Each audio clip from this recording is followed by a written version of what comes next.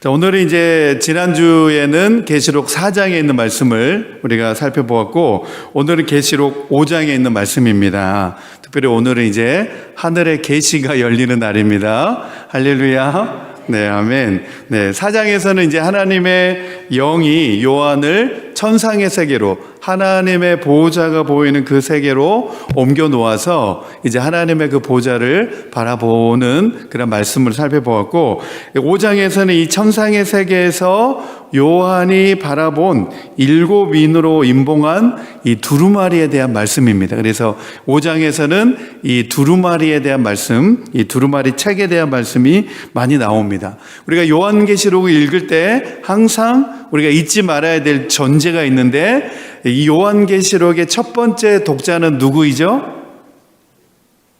첫 번째 이 요한계시록의 이 계시의 말씀을 받은 독자들, 소아시아 7교회들입니다. 소아시아 7교회들이 이 요한계시록의 말씀을 이제 편지를 받아보게 되는 거죠. 그리고 2차 독자는 이제 우리들입니다. 그래서 우리들은 이제 이 요한계시록의 말씀을 재해석을 해야 되는 거죠. 재해석을 해서 우리의 상황에 이제 적용을 하는 겁니다. 자, 첫 번째 주제입니다. 첫 번째 주제 우리 같이 읽겠습니다. 시작.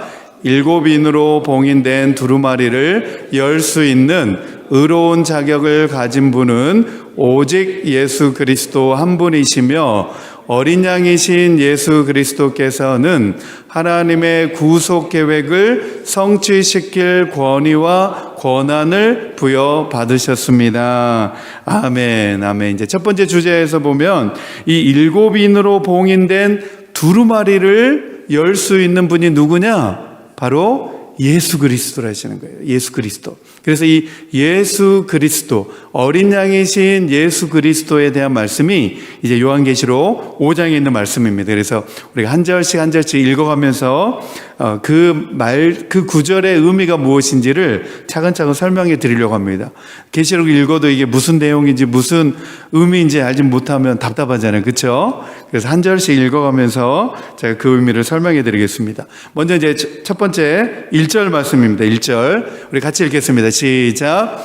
그 보좌에 앉아 계신 분이 오른손에 두루마리 하나를 들고 계신 것을 보았습니다. 그랬습니다. 여기 보면 이제 보좌에 앉아 계신 분은 누구세요? 하나님이시죠. 하나님께서 오른손에 두루마리 하나를 들고 계시는데, 이 성경에서는 특별히 오른손이 가지고 있는 의미가 있죠. 오른손은 어떤 의미를 가지고 있죠? 구약 성경에도 보면 나의 의로운 오른손으로 너를 붙들어 주리라 이렇게 말씀하죠. 그래서 특별히 오른쪽이라고 하는 것은 하나님의 의로운, 의롭다라고 하는 의미를 가지고 있는 말씀입니다. 그래서 오른손에 두루마리 하나를 가지고 있는데, 바로 이 권세와 또 능력을 가지고 계신 하나님의 손바닥 위에 이 두루마리가 지금 얹어져 있다라는 것을 우리가 상상해 볼 수가 있습니다. 이것은 무엇을 의미하냐면 세상에 대한 모든 것이 하나님의 주권 가운데 있다라고 하는 의미를 내포하고 있습니다. 그래서 1절 말씀에 보면 나오죠. 그 두루마리는 안팎으로 글이 적혀 있고 7인을 찍어 봉하여 놓은 것이었습니다. 이렇게 말합니다. 그 두루마리 있죠. 이렇게 둘둘 말아 놓은 거. 성경도 두루마리로 돼 있죠.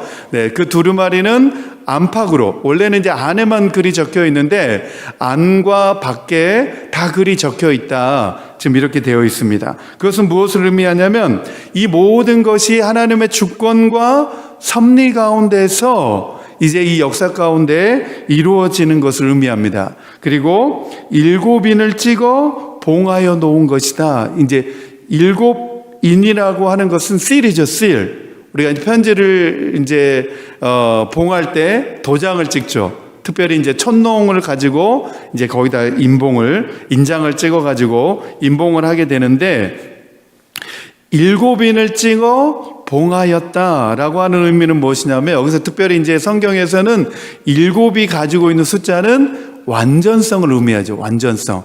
7이라고 하는 숫자가 상징하는 의미가 이 완전수입니다. 완전수.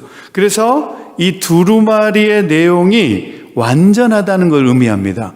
네, 완전하다는 것을 의미하고, 또한 이것은 어떤 인간에 의하여서도 알 수 없는 비밀스러운 그런 내용이어서 이것을 누구만 알 수 있느냐? 하나님만 알 수 있다는 거예요. 이 내용은, 이 두루마리의 내용은 오직 하나님만 보실 수가 있고 알 수 있는 내용이다 라는 것을 상징하고 있습니다. 그래서 이 일곱인으로 봉한 두루마리의 내용에 대해서는 이제 주석학자들도 의견이 다양하지만 이렇게 그냥 무난하게 이제 해석되어지는 내용으로 이제 들으시면 됩니다.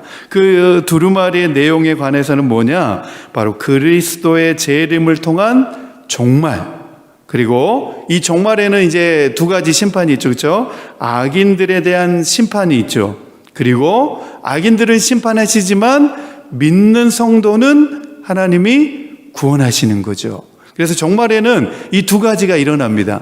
악인들에 대한 심판이 있지만 그러나 예수 그리스도를 구주로 믿는 성도들은 구원하시는 거죠. 네, 구원의 은혜가 임하는 날이 바로 종말입니다. 그래서 하나님의 구속의 경륜에 대한 내용이 바로 이 두루마리 책 내용 가운데 들어있다라고 우리가 해석하면 됩니다. 자, 2절입니다. 2절 같이 읽겠습니다. 시작.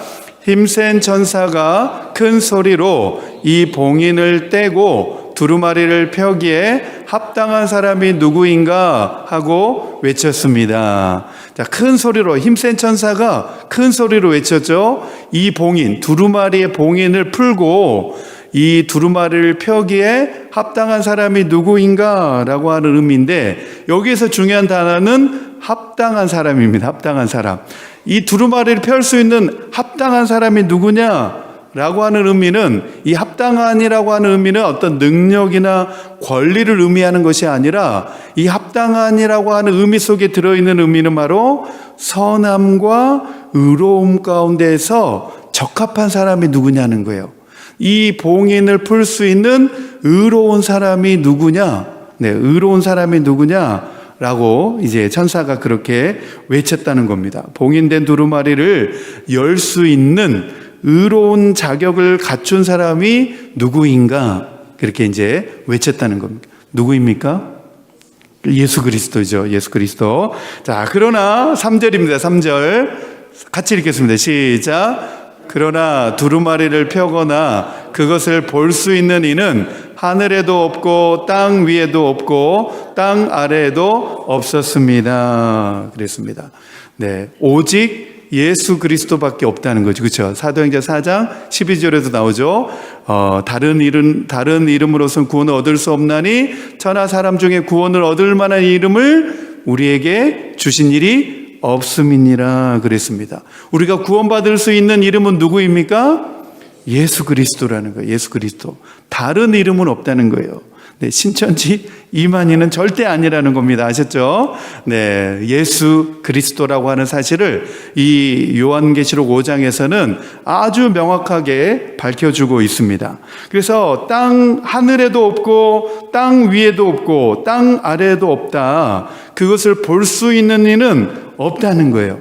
이 땅의 창조물 가운데서 어느 누구도 하나님의 비밀을 밝혀낼 수가 없다라고 지금 이제 대전제를 말해 놓고 있습니다. 그리고 4절입니다. 4절 같이 읽겠습니다. 시작. 이 두루마리를 펴거나 볼 자격이 있는 이가 하나도 보이지 않으므로 나는 슬피 울었습니다. 그랬습니다. 지금 누가 울고 있었습니까? 누가 울었습니까? 사도 요한이 울었습니다. 사도 요한이 왜 울었느냐에 대하여서는 두 가지로 이제 주석학자들은 이야기합니다. 첫 번째는 마땅히 보여줄 약속을 받았음에도 불구하고 더 이상 이 두루마리를 펼칠 수 없었기 때문에 그로 인하여서 생긴 두려움 때문에 울었다라고 보는 학자도 있고, 두 번째는 이 계시의 내용 가운데 구체적으로 심판에 대한 하나님의 구원 계획을 알 수 없기 때문에 이 계시를 알고자 하는 그런 열정에서 울었다, 그렇게 이야기를 하고 있습니다. 아무튼 사도 요한은 이 두루마리의 내용을 알고 싶기 때문에 울었다는 거죠. 통곡했다는 거죠. 그 요한이 이 두루마리를 열기에 합당한 자가 없어서 울고 있을 때, 그때 장로 중에 하나가 요한을 위로하는 말을 5절 말씀에 합니다. 5절 같이 읽겠습니다. 시작. 그런데 장로들 가운데서 하나가 나에게 울지 마십시오. 유다 지파에서 난 사자 곧 다윗의 뿌리가 승리하였으니 그가 이 7 봉인을 떼고 이 두루마리를 펼 수 있습니다 하고 말하였습니다. 그랬습니다. 이 봉인을 떼고 이 두루마리를 펼 수 있는 분이 누구라고요? 유다 지파에서 난 사자 다윗의 뿌리, 이렇게 되어 있습니다. 임봉된 책을 열기에 합당한 사람이 누구냐? 바로 유다 지파의 사자 다윗의 뿌리, 이렇게 말하고 있습니다. 이분은 바로 메시아이신 그리스도이십니다. 메시아이신 그리스도가 이 두루마리에 임봉된 것을 풀을 수 있다는 거예요. 여기에 이제 메시아에 대해서 2가지 칭호가 나오는 것을 볼 수 있는데, 첫 번째 칭호는 유대 지파의 사자라는 거예요. 유대 지파의 사자. 이 유대 지파의 사자라고 하는 내용은 어디에 나오냐면 쭉 거슬러 올라가면 창세기 내용까지 나옵니다. 창세기의 내용 가운데 나오는데, 야곱이 유다에, 자기 아들 유다에 대하여서 축복할 때에 이 내용이 나오죠. 야곱이 유다 지파에서 축복할 때에 바로 유다를 가리켜서 사자 새끼다라고 이렇게 이야기를 합니다. 그리고 실로가 오시기까지 홀이 그를 떠나지 않을 것이다 그랬습니다. 그래서 이상하게도 메시아는 어느 지파에게 옵니까? 유다 지파를 통하여서 오게 됩니다. 그렇죠? 이게 이제 참 구약에 예언된 내용 가운데서 이 유다, 야곱의 아들 가운데는 몇 명이 있었습니까? 12아들이 있었습니다. 12아들. 그 12아들 중에서 메시아가 탄생된 지파는 유다 지파입니다. 유다 지파. 네, 그래서 여기 나오죠. 실로가 오시기까지. 여기에서 실로는 바로 메시아를 가리킵니다. 메시아가 유다 지파 가운데에서 올 것이라고 하는 것을 이미 야곱의 입술을 통하여서 지금 예언을 해 놓았습니다. 그래서 이 예언의 약속이 신약 성경에서는 이 승리하신 메시아를 상징하는 것으로 인용이 됩니다. 특별히 우리가 이제 구약의 여러 이사야나 여러 선지자들을 보면 메시아를 예언해 놓을 때에 고난받는 메시아를 예언해 놓았죠. 네, 순환당하고 고난받는 메시아에 대한 예언이 많이 나오는데, 이 야곱만큼은 이 메시아에 대한 예언이 승리한 메시아로 예언을 해 놓았습니다. 그래서 이 메시아가 이제 승리함으로 다스리시고 지배하는 왕으로서의 메시아로 오실 것이라고 하는 예언을 이 야곱은 해 놓았습니다. 그래서 이 유다 지파의 사자는 바로 어떤 왕이냐? 승리의 왕이요, 이기는 자입니다. 이기는 자. 네, 이기는 자가 누구냐? 메시아입니다. 메시아. 네, 신천지 이만희는 자기가 이기는 자라고 우기지만 절대 그렇지 않습니다. 이기는 자는 메시아입니다. 메시아. 네, 승리할 것을 예언해 놓은 바로 말씀이 누구를 가리키느냐? 바로 메시아를 가리키고 있습니다. 그리고 그분은 다윗의 뿌리다라고 이야기를 합니다.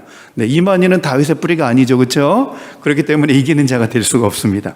다윗의 뿌리, 바로 이사야 11장 1절의 이 말씀을 이제 반영해 놓은 말씀입니다. 그래서 메시아는 악을 징계하고 평화로운 이상 국가를 이루시면서 통치하실 왕으로, 다스리시는 왕으로 나타나게 될 것이다 라고 예언을 해 놓았습니다. 그래서 이 뿌리라고 하는 이 메시아의 칭호가 다윗의 후손으로 오시는 예수 그리스도를 지칭하는 말씀입니다. 그래서 예수께서는 다윗의 인간적인 혈통을 통해서 오셨지만, 그러나 그 근본 본체는 누구시냐?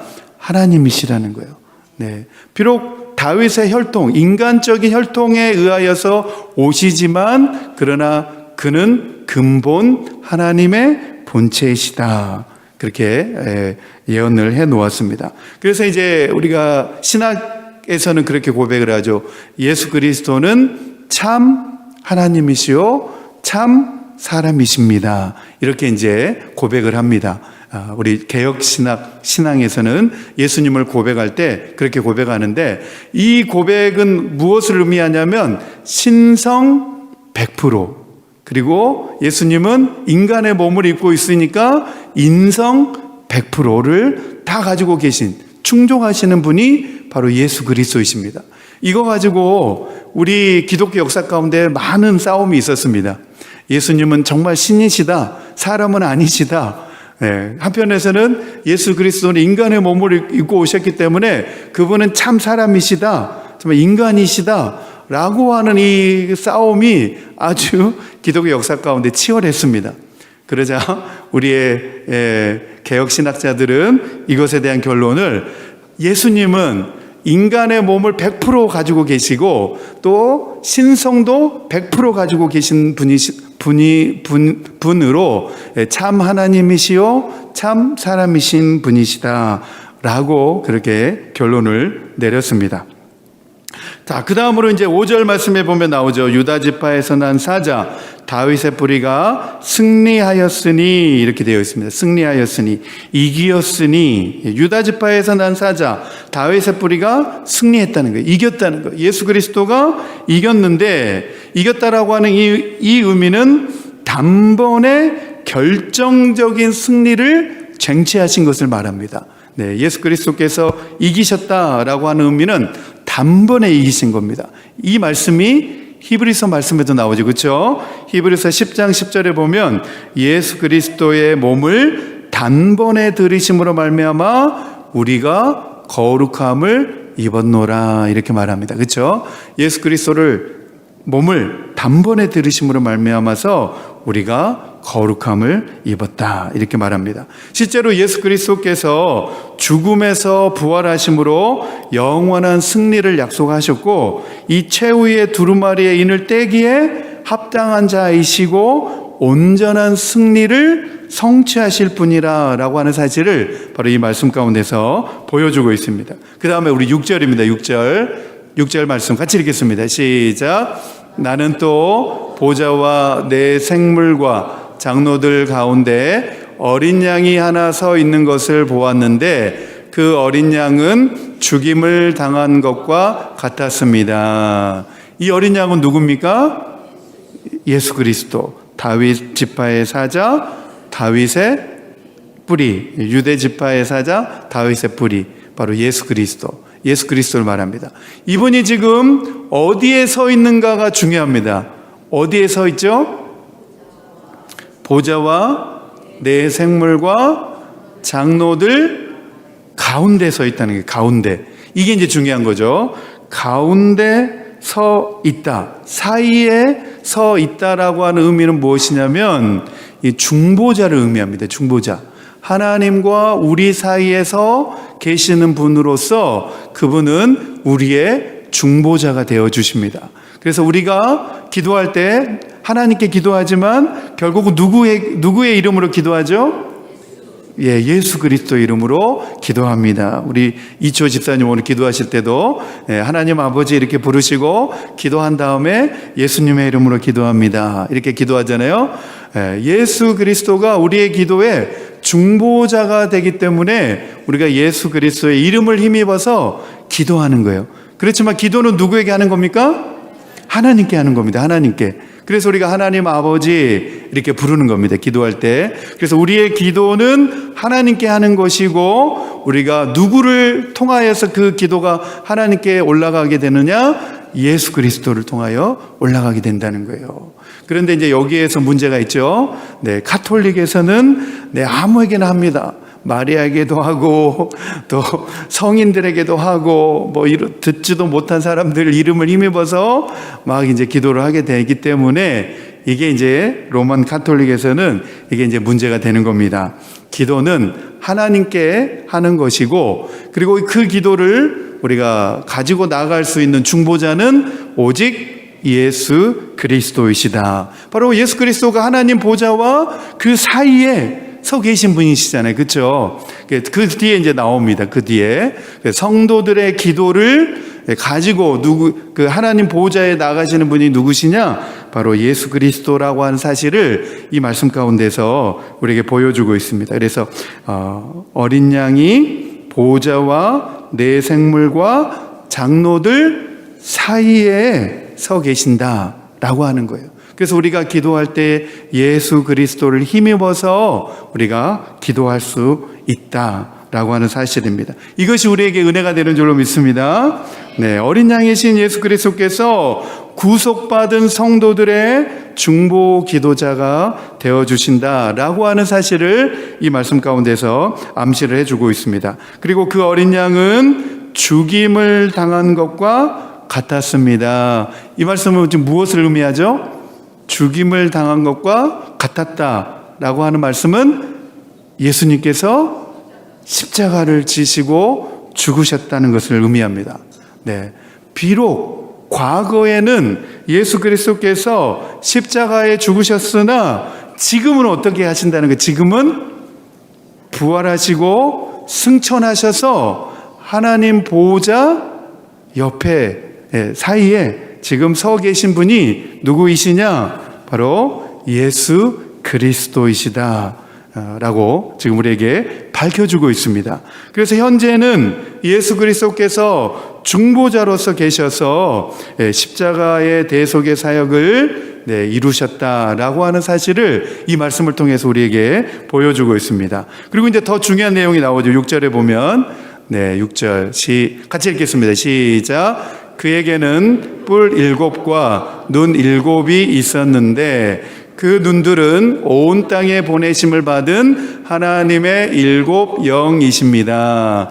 네, 이제 이 내용은 우리가 이제 예수 그리스도로 이제 우리가 확정해서 이제 보기 때문에 너무 잘 알 수 있죠. 뿔의 7은 뭘까요?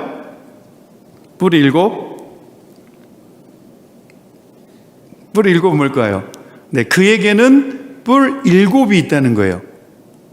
네, 뿔은 힘을 상징하죠. 힘. 네, 예수님께는 힘이 있다는 거예요. 힘. 네, 힘과 권세를 가지고 있다는 거예요. 그리고 그 권세가 7이래요. 7은 처음에도 이야기했듯이 완전수를 의미하기 때문에 예수님에게 가지고 있는 힘과 능력은 완전하다는 거예요. 할렐루야. 네, 완전하시다는 거예요. 완전한 힘을 가지고 계시고 어린 양이 소유한 7뿔은 또한 부활하시고 승천하신 예수 그리스도의 완전 무결하신 권세와 능력을 의미하고 있다. 그렇게 말합니다. 그 다음에 이제 나오죠. 7눈. 7눈은 무엇을 의미할까요? 예수님께서 승천하시고 누구를 보내주셨나요? 성령님을 보내주셨죠. 그래서 7눈은 무엇을 의미하느냐? 성령을 말합니다. 성령. 그래서 눈은 특별히 지혜와 통찰력을 상징하는 의미인데 성령께서 예수 그리스도를 증거하여 주시면서 어린 양이신 예수 그리스도와 함께 일치된 사역을 감당하시는 분이시다. 요한복음에 보면 그래서 나오죠. 네, 보혜사 성령님, 우리를 도와주시는 분.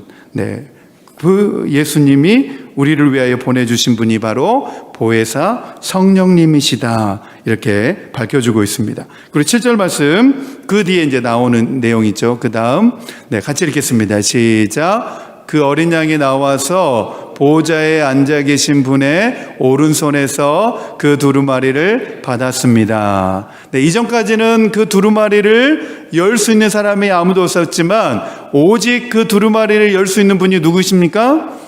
예수 그리스도라 하시는 거예요. 예수 그리스도. 예수 그리스도만이 이 두루마리를 열 수 있는 분이시다라고 하는 사실을 이제 밝혀주고 있습니다. 어린 양이 나와서 보호자에 계신 분의 오른손에서 그 두루마리를 받았습니다. 어린 양이신 예수 그리스도께서 하나님의 구속 계획을 성취하실 권한과 권위를 부여받았다라고 하는 의미입니다. 이제 하나님의 오른손에 가지고 있는 두루마리를 누가 가지고 계신 거예요? 예수님이 받으셨습니다. 그래서 하나님의 구속 계획을 성취시킬 그 권위와 권한을 예수님이 받으신 거예요. 그래서 하나님의 구속 계획을 누가 이루시는 거예요? 이제 예수님이 이제 이루시는 겁니다. 예수님이 이루어 나가시는 겁니다. 그래서 예수님 재림에 오셔서 이 종말의 구원의 완성을 이루시는 분이 바로 예수 그리스도이시다라고 하는 사실을 이 말씀을 통하여서 밝혀주고 있습니다. 어린 양이 이 세상의 구속을 위한 왕권을 위임받게 되자 그 다음에 이제 반응이 나오죠. 네 생물과 24장로들이 일제히 어린 양 앞에 순복하고 그의 권세와 능력을 찬양하고 경배하게 됩니다. 네. 어린 양이 그 두루마리를 받게 되자 이제 어린 양을 찬양하는 내용이 나오죠. 8절 봅니다. 8절. 같이 읽겠습니다. 시작. 그가 그 두루마리를 받아 들었을 때에 네 생물과 24장로가 각각 검은고와 향이 가득한 담긴 금 대접을 가지고 어린 양 앞에 엎드렸습니다. 그 향은 곧 성도들의 기도입니다. 자, 금 대접을 가지고 향은 이제 말해줬죠. 그렇죠? 향은 뭐라고요? 성도들의 기도. 그럼 검은고는 뭐냐? 찬양입니다. 찬양. 찬양과 기도, 찬양과 기도를 했다는 거예요. 그 두루마리를 받아들였을 때 예수 그리스도께서 그 두루마리를 받아들였을 때에 네 생물과 24장로가 찬양과 기도를 가지고 그 앞에 엎드렸다. 그런 내용입니다. 그래서 어린 양이 하나님 앞에서 하나님과 함께 찬송을 받기에 합당하신 분이시다 라고 하는 사실을 이 8절 말씀 가운데서 보여주고 있습니다. 그래서 금대접에 담긴 향은 성도들의 기도를 의미한다라고 말씀하고 있는데 이 기도를 어린 양께 지금 바치고 있는 거죠. 어린 양께 바치는 것은 어린 양이신 예수 그리스도께서 바로 성도들의 중보자가 되기 때문에 이 어린 양께 그 기도를 바치고 있죠. 그래서 이제 4장과 계시록 5장에서도 경배와 찬양으로 끝을 맺게 되어집니다. 이 경배와 찬양에서 지금까지 설명한 모든 내용이 다 이제 종합적으로 다 나오게 됩니다. 우리 요한계시록 5장 9절에서 14절입니다. 지금까지 설명한 내용이 이제 여기 다 들어있죠. 9절에서 14절 우리 천천히 읽겠습니다. 시작. 그들은 이런 말로 새로운 노래를 불렀습니다. 주님께서는 그 두루마리를 받으시고 봉인을 떼실 자격이 있습니다. 주님은 죽임을 당하시고 주님의 피로 모든 종족과 언어와 백성과 민족 가운데서 사람들을 사서 하나님께 드리셨습니다. 주님께서 그들을 우리 하나님 앞에서 나라가 되게 하시고 제사장으로 삼으셨습니다. 그래서 그들은 땅을 다스릴 것입니다. 나는 또 그 보좌와 생물들과 장로들을 둘러선 많은 천사들을 보고 그들의 음성도 들었습니다. 그들의 수는 수천 수만이었습니다.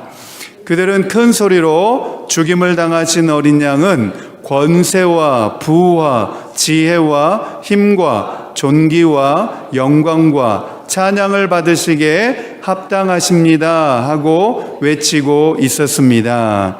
나는 또 하늘과 땅 위에와 땅 아래와 바다에 있는 모든 피조물과 또 그들 가운데 있는 만물이 이런 말로 외치는 소리를 들었습니다. 보좌에 앉으신 분과 어린 양께서는 찬양과 존귀와 영광과 권능을 영원 무궁하도록 받으십시오. 그러자 네 생물은 아멘 하고 장로들은 엎드려서 경배하였습니다. 아멘, 아멘. 오직 찬양과 경배를 받으실 분은 보좌에 앉으신 하나님과 그 옆에 서 계신 예수 그리스도이시다 라고 지금 끝을 맺고 있습니다. 바로 이 고백이 어디에서 일어나야 된다는 거죠? 소아시아 7교회들 가운데서 바로 이러한 믿음의 고백과 선포와 찬양이 있어야 된다라고 하는 사실입니다. 왜 그럴까요? 지금 소아시아 7교회는 교회 내적으로는 많은 어려움이 있고 교회 외적으로도 로마 제국으로부터 오는 핍박과 환란이 있기 때문에 그들은 이 믿음의 견고하게 서서 예수 그리스도의 이 구원의 믿음 가운데 견고하게 서야 된다고 하는 사실을 지금 이 말씀을 통하여서 말씀해 주고 있습니다. 우리가 믿음 생활하면서 예수 그리스도의 이 믿음에 우리가 굳게 붙잡고 서 있어야 될 줄로 믿습니다. 네, 우리가 예수 그리스도에 대한 이 믿음에 굳게 서 있어서 우리가 신앙생활을 해 나가야 됩니다. 실천을 위한 적용입니다. 우리 첫 번째, 우리 같이 읽겠습니다. 시작. 하나님의 구속 계획을 이 땅 가운데 성취시키시기 위하여 속죄 제물이 되신 어린 양 예수 그리스도의 온유하심과 희생을 기억하며 하나님으로부터 모든 권위와 권한을 부여받으신 예수님께만 찬양과 경배를 드리고 예수님의 제자가 되어 믿고 따르겠습니다. 아멘, 아멘. 우리는 믿음 생활하면서 우리의 복음의 본질이 무엇이냐? 바로 예수 그리스도이십니다. 예수 그리스도의 온유하심과 희생을 우리가 기억하면서 우리가 그 복음의 본질을 붙잡고 믿음 생활을 해야 된다는 겁니다. 이게 너무나 중요합니다. 우리가 예수 그리스도를 붙잡지 않으면 우리가 순간 잘못 생각하면 우리는 죄악의 길로 빠질 수밖에 없습니다. 이 생각과 마음이 너무 중요하더라고요. 우리가 한순간 잘못 생각하면 우리가 신앙에서 벗어난 길로 나아갈 수 있습니다. 하지만 우리의 생각과 마음을 우리가 붙들 수 있는 유일한 길은 바로 예수 그리스도인 줄로 믿습니다. 네, 오늘도 또 앞으로도 우리가 굳게 단단히 붙잡아야 될 그 분이 바로 예수 그리스도이십니다. 자, 두 번째입니다. 두 번째 같이 읽겠습니다. 시작. 내 힘으로 안 되는 모든 상황과 여건이라도 하나님의 섭리와 하나님의 일하심을 신뢰하고 소망 가운데 하나님의 때를 바라보며 조급하지 않고 믿음의 응답을 기다리겠습니다. 아멘, 아멘. 기도하시면서 믿음의 응답을 받기 전에 조급하지 마시기 바랍니다. 하나님의 때가 되면 다 이루어 주시는 줄로 믿습니다. 네, 우리가 응답받지 못하는 이유는 우리가 조급하기 때문에 그렇습니다. 조급하기 때문에 그렇습니다. 그래서 하나님의 응답의 때를 우리가 바라보기 위해서는 우리가 조급하지 않고 믿음 가운데, 소망 가운데 우리가 하나님의 섭리하실 것을, 또 하나님의 일하실 것을 우리가 신뢰하고 기대함으로 우리가 나아가야 되는 줄로 믿습니다.